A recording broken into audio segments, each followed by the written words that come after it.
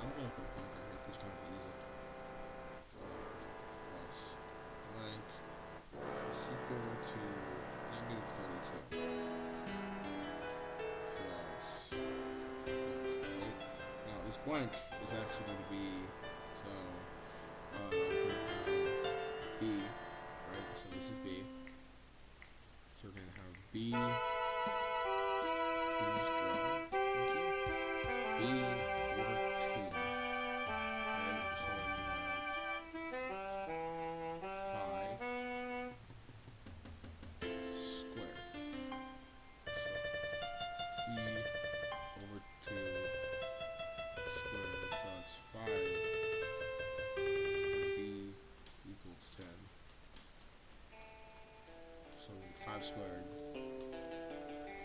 So we're going to add 25 to both sides of the equation.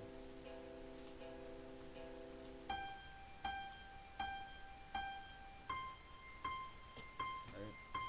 So this is our full trinomial, and this is going to be equal to what? Negative 7? Right?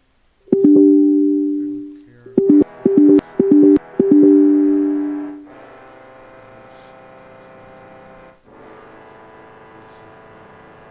Seven, right? And then you factor the null away, or the null, and you just so now since you have this, right? You actually can simplify all this down to this, which is x. So x plus or minus no plus. So it's going to be the number you got from dividing something. Help us You observe democracy well. Dividing b over 2, right? So if the b is negative, then it'll be minus. But in this case, it was positive. So x plus b divided by 2 is 5. Right? Oh my gosh. 5 squared equals negative 7. Now we have to factor for x. So we do x, because we're going to subtract negative, we're going to subtract 5 and put everything to its square root. So we do square root to get rid of this, to get negative 7. Oh, that's an imaginary number.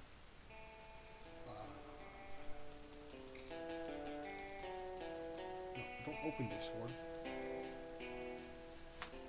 Okay, as I was saying, this is going to be an imaginary number. I don't know how to solve for those, so I'm going to ignore that.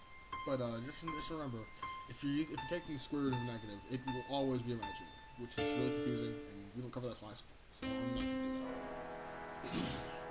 But x equals what? So then we're going to remove the 5, so x equals negative 5 plus or minus. I think that would just be I think that would include the square root of negative 7, which is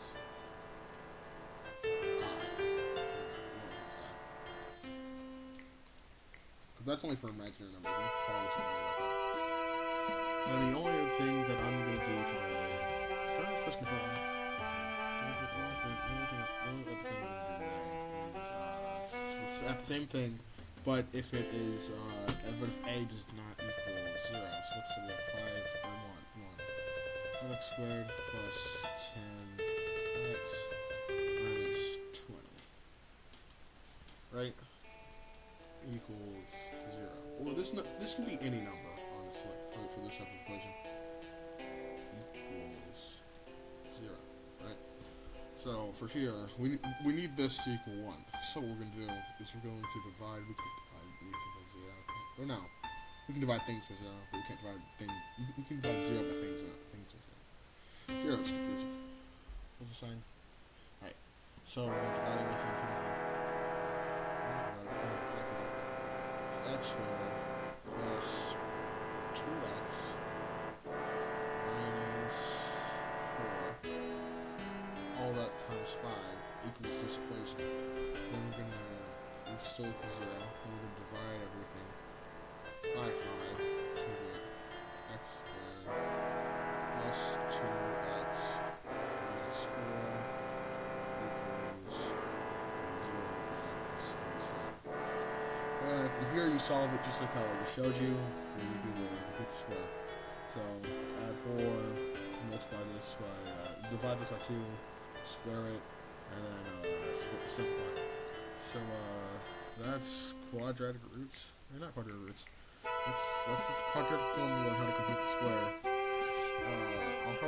I'll do something more in depth on the quadratic formula whenever I do something on graphing.